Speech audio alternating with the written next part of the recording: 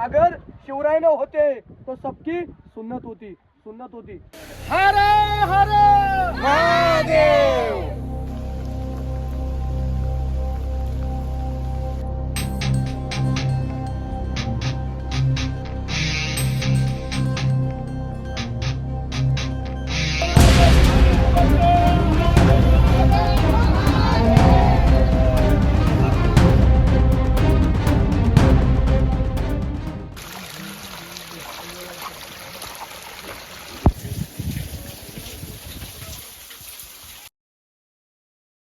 इतर वेळी रायगड किल्ल्यावरती तुम्ही तर गेले असणारच, परंतु भर पावसात या रायगडाचं रूप तुम्ही कधी पाहिलं का मित्रांनो?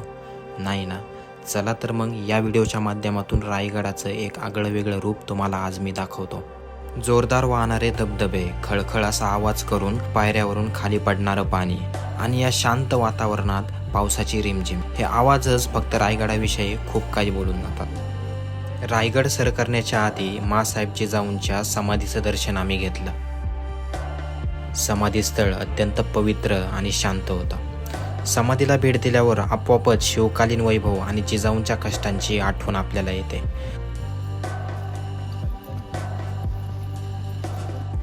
आम्ही सर्वजण सकाळी 8:30 वाजता गडाच्या पायथ्याशी पोहोचलो आणि त्यानंतर गड सर करायला सुरुवात केली. रायगड सर करायच्या वेळी अंगामध्ये एक वेगळीच ऊर्जा जाणवते. हीच ऊर्जा घेऊन आम्ही सर्वजण पुढे निघालो. इथून सुरुवात होते इतिहासाच्या पायऱ्यांची.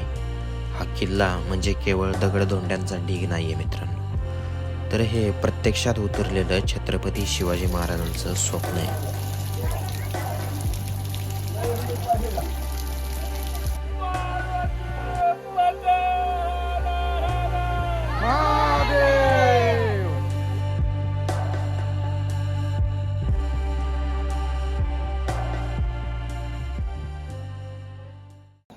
रायगड किल्ला तुम्ही पाहिला असेल नसून दादा कधी प्रत्यक्षात आपला किल्ला पाहू बघा. रायगड किल्ला हे पिकनिक पॉईंट नसून आपल्या राजांची राजधानी आहे आणि राजधानीचं पावित्र्य आपण गडावरती राखलं पाहिजे.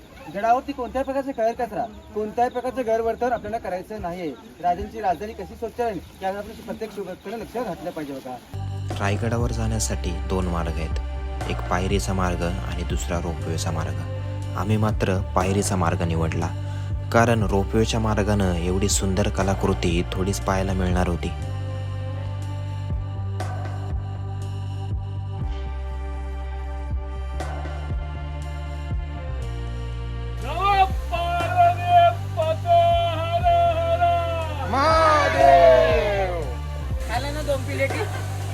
आवाज भी निघाली का?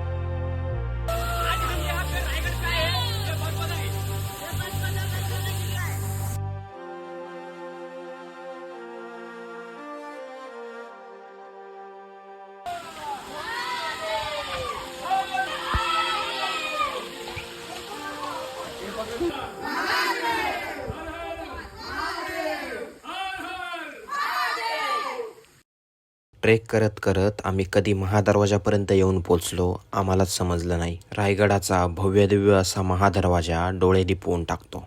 पुढे आल्यानंतर आम्ही रायगडावरील एका ठिकाणाला भेट द्यायला सुरुवात केली. पावसाची सर काय थांबत नव्हती, तरी पण आमच्या मनामध्ये रायगड पाहण्याची उत्सुकता तितकीच वाढत होती.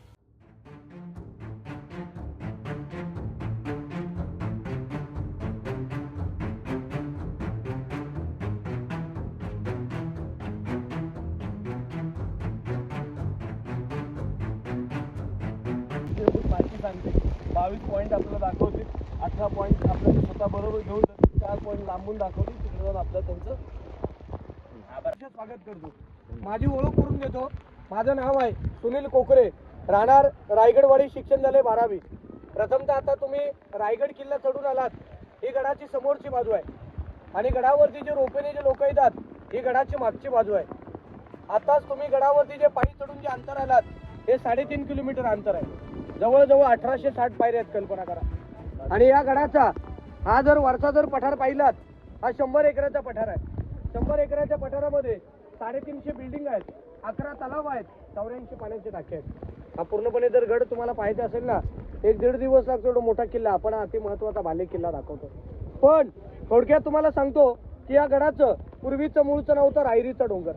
तुम्ही सगळ्यांनी प्रतापगड पाहिलेला असेल किंवा पाहणार असेल, तर त्या प्रतापगडाच्या पायथ्याला जावळीचं खोरा आहे, कल्पना करा. पुढे गडावरती तुम्ही आता येताना पायी चढून आलात. पायी चढत असताना येताना तुम्ही सर्वांनी गडाचा महादरवाजा पाहिलात.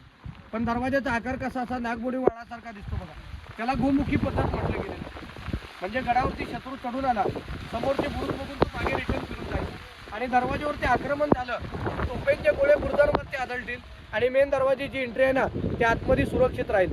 म्हणून त्या महादरवाजाचा आकार हा नागमोडी वाळाचा ठेवण्यात आलेला आहे. महादरवाजामध्ये आता तुम्ही लाकडाचा दरवाजा बघितलात सर्वांनी.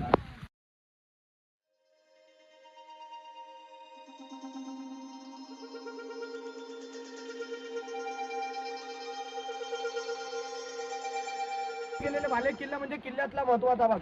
पण हा भाले किल्ला फिरत असताना आपल्याला गडावरती 2 प्रकारचे बांधकामं बघायला भेटतात. एक दगडी बांधकाम, एक विट बांधकाम.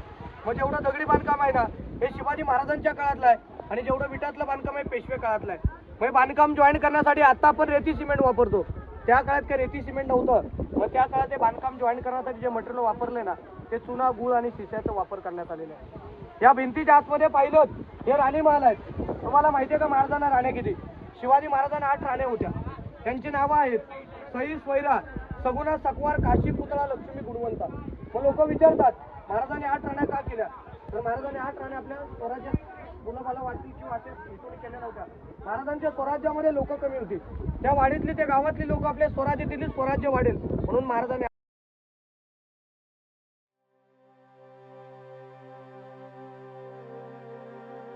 त्यानंतर आम्ही सर्वजण टकमक टोकाकडे जायला निघालो. वातावरणामध्ये खूप दुःख पसरलं होतं. त्याच्यामुळं टक लावून जरी पाहिलं तरी ते काय टोक दिसत नव्हतं.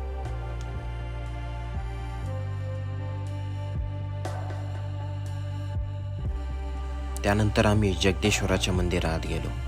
खरंच मंदिराची रचना ही बघण्यासारखी आहे. त्या काळात ठोकून रचलेल्या दगडांच्या कामाची विशिष्ट अशी शैली आपल्याला इकडं बघायला भेटते.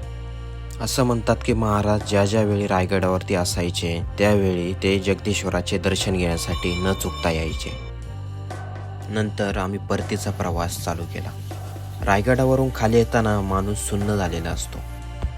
डोळ्यासमोर उभी राहते फक्त आणि फक्त महाराजांची प्रतिकृती. ते म्हणतात ना, शिवरायांचे 8वे रूप, शिवरायांचा 8वा प्रताप, त्याची प्रचिती आपल्याला इथं होते. म्हणूनच म्हणतात उभ्या आयुष्यात एकदा तरी हा जिवंतपणीचा स्वर्ग अनुभवला पाहिजे.